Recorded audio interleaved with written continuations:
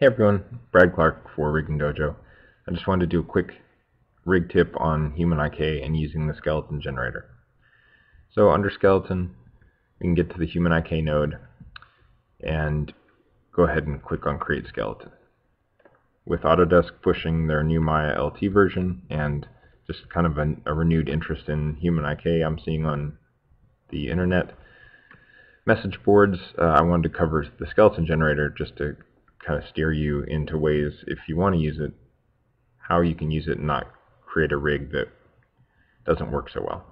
So when we create the skeleton, it gives us this auto skeleton generator tool, and it creates a very flat planar skeleton. And if we look at the local rotation axes Maya generates with this tool, they're basically all world aligned, and that makes sense because all the joints are built in a flat plane. I'm going to display the local rotation axes. So now if I were to go ahead and edit this clavicle position, which I do a lot, I'm going to exaggerate this a little bit, you can see that the skeleton doesn't update. So normally we would use the orient joint tool.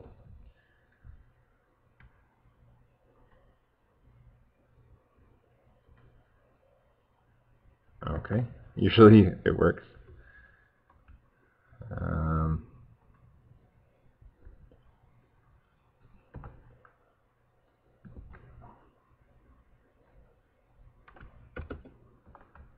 Make sure that's 0.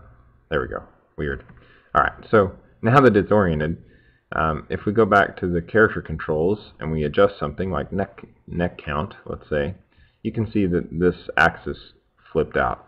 And inside the, at least for the full version of Maya, under the skeleton, there's a way to mirror left and right. This only does position, and basically every time you do a change, any edits to the skeleton you do are going to get corrupted, which is no good.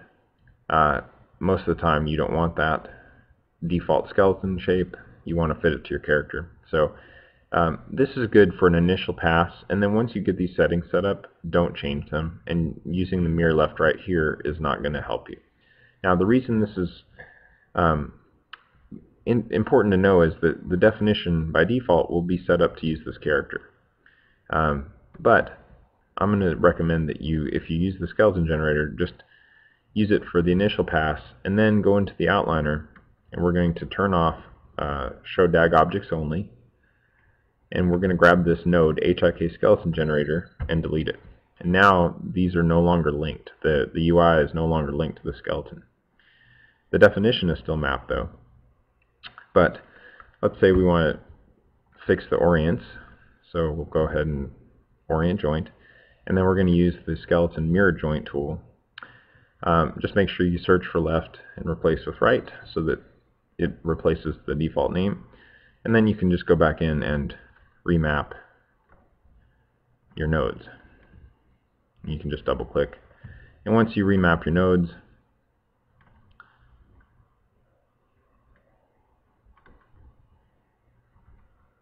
you can characterize it, and your skeleton will be set up with better orients if I had finished those, and you can still use the automatic characterization node and save yourself some time.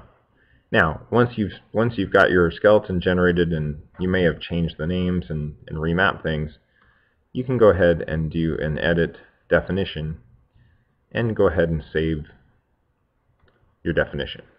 So you can save this as your own custom skeleton name, and you'll be able to recharacterize without having to use the skeleton builder each time and have to redo it by hand. So you can reuse these definitions, and it creates a little XML file that maps everything. So I hope that helps. Thanks.